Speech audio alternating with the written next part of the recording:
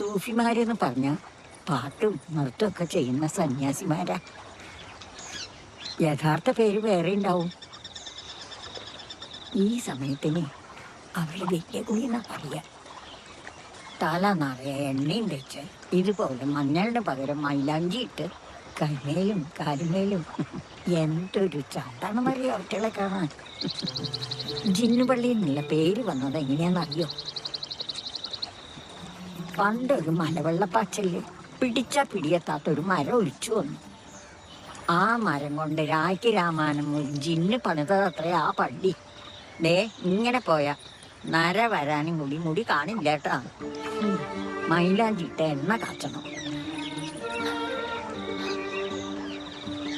ഏയ് വേണ്ട വേണ്ട, മരിച്ചവരുടെ കല്ലറമേലുള്ള ചെടിയത്. മാത്രല്ല അവിടേക്ക് പെണ്ണുങ്ങൾക്ക് കയറാൻ